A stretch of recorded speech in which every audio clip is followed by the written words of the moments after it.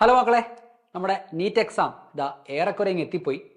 ഈ ഒരു അവസാനത്തെ മിനിറ്റിൽ നിങ്ങൾക്ക് ഏറ്റവും ഇമ്പോർട്ടൻ്റ് ആയിട്ട് ഒരു കാര്യമാണ് മോക്ക് എക്സാം. നിങ്ങൾക്കറിയാം, ഒരുമാതിരിപ്പെട്ട എല്ലാവരും ഈ ദിവസങ്ങളിൽ എല്ലാ ദിവസങ്ങളിൽ തന്നെ മോക്ക് എക്സാം എടുക്കുന്നുണ്ടാവും. എസ്പെഷ്യലി ആഫ്റ്റർനൂൺ ടൈമിലായിരിക്കും നിങ്ങൾ മോക്ക് എക്സാം ഒക്കെ എടുക്കുന്നത്. എടാ, ഈ ഒരു മോക്ക് എക്സാം ഒക്കെ എടുക്കുന്ന സമയത്ത് നിങ്ങൾ ആ മോക്ക് എക്സാം കഴിഞ്ഞിട്ട് നിങ്ങൾ അതിൻ്റെ ഒരു ഇവാലുവേഷൻ നടത്താറുണ്ടോ? അതിൻ്റെ ഒരു അനാലിസിസ് നിങ്ങൾ നടത്താറുണ്ടോ? പലരും ചെയ്യാറുണ്ടെന്നാണ് പറയുക. പക്ഷെ അവരൊക്കെ ചെയ്യുന്നത് ഇങ്ങനെയായിരിക്കും. അതായത് ഈ ചോദ്യം നോക്കി അത് തെറ്റാനുള്ള കാരണം ഇതാണ്, ഓക്കെ ഫൈൻ, ഇത്ര നെഗറ്റീവ് വന്നു, ഇത്ര നോക്കി പരിപാടി കഴിഞ്ഞു എന്ന് പറഞ്ഞിട്ട് ഈ നെഗറ്റീവ് അടുത്ത എക്സാമിൽ കുറയ്ക്കണം എന്ന് മാത്രം മനസ്സിൽ വിചാരിച്ച് മുൻപോട്ട് പോകും.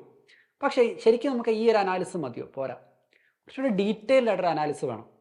ആദ്യമേ എക്സാം കഴിഞ്ഞ ഉടനെ, മോക്ക് എക്സാം എഴുതി കഴിഞ്ഞ ഉടനെ ആ എക്സാമിൽ ഏത് സമയത്താണ് നിങ്ങൾ പാനിക് ആയത് അല്ലെങ്കിൽ നിങ്ങൾ സ്ട്രെസ്ഡ് ആയത്? ചിലർ എക്സാമിൻ്റെ സ്റ്റാർട്ടിങ്ങിലായിരിക്കും ഭയങ്കര സ്ട്രെസ്ഡ് ആവുക. അപ്പോൾ ആ സമയത്ത് നെഗറ്റീവ് മാർക്കിംഗ് വരാനുള്ള ചാൻസ് വളരെ കൂടുതലാണ്.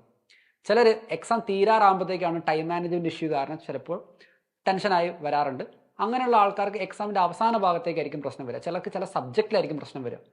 നിങ്ങളുടെ പ്രശ്നം ഏത് ടൈമിലാണ്, ഏത് സബ്ജക്റ്റിലാണ്, അങ്ങനെ ഉണ്ടെങ്കിൽ ആ ഒരു തരത്തിലുള്ള പ്രശ്നം നിങ്ങൾക്ക് ഉണ്ടെങ്കിൽ അത് ഐഡൻറ്റിഫൈ ചെയ്യാം.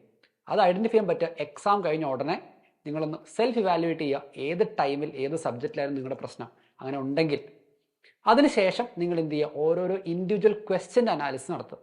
ഒരു ചോദ്യം എന്തുകൊണ്ട് എനിക്ക് ചെയ്യാൻ പറ്റിയില്ല, അതിൻ്റെ കാരണം എന്താണ്, അല്ലെങ്കിൽ എന്തുകൊണ്ട് ഒരു മിസ്റ്റേക്ക് വരുത്തി.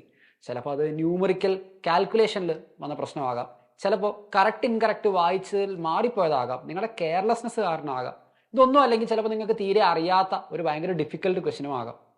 ഏത് കാരണം കൊണ്ടാണ് ഒരു ചോദ്യം നിങ്ങൾക്ക് തെറ്റിയത്, അങ്ങനെ ആ ഒരു പാറ്റേൺ നിങ്ങൾ എത്ര ചോദ്യങ്ങൾ തെറ്റിച്ചു എന്നുള്ളൊരു അനാലിസിസ് നിങ്ങൾ നടത്തുക.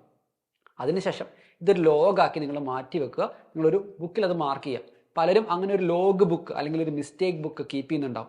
ആ മിസ്റ്റേക്ക് ബുക്കിൽ നിങ്ങളുടെ പാറ്റേൺ ഓഫ് മിസ്റ്റേക്ക് എന്താണെന്ന് അനലൈസ് ചെയ്യുക. ആ പാറ്റേൺ ഓഫ് മിസ്റ്റേക്ക് അടുത്ത എക്സാമിൽ റിപ്പീറ്റ് ചെയ്യാതിരിക്കാൻ വേണ്ടിയിട്ട് മാക്സിമം ട്രൈ ചെയ്യുക. ആ രീതിയിൽ വേണം ഇനിയുള്ള ഓരോ മോക്ക് എക്സാമുകൾ നിങ്ങൾ എടുക്കാൻ. മോക്ക് എക്സാമുകൾ എടുക്കുമ്പോൾ പരമാവധി നീറ്റിൻ്റെ അതേ പാറ്റേണിലുള്ള ഫുൾ മോക്ക് എക്സാമുകൾ എടുക്കുക.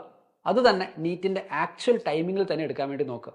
അപ്പോൾ ഈ രീതിയിൽ നിങ്ങൾ ചെയ്യുന്ന സമയത്ത് കുറച്ചുകൂടെ നിങ്ങൾക്ക് നിങ്ങളുടെ എക്സാം സ്കില്ലുകൾ ബെറ്റർ ആക്കാനും നിങ്ങളുടെ സ്ട്രാറ്റജി ഒന്ന് റിഫൈൻ ആക്കാനും നിങ്ങൾക്ക് അത് ഹെൽപ്ഫുൾ ആവും. അപ്പോൾ ഇനിയുള്ള ദിവസങ്ങളിൽ മോക്ക് എക്സാം ഒക്കെ എടുത്ത് അടിപൊളിയായിട്ട് പഠിക്കാം. നമുക്ക് അടിപൊളിയായിട്ട് 2026 നീറ്റ് എക്സാം ക്രാക്ക് ചെയ്യാം. All the very best.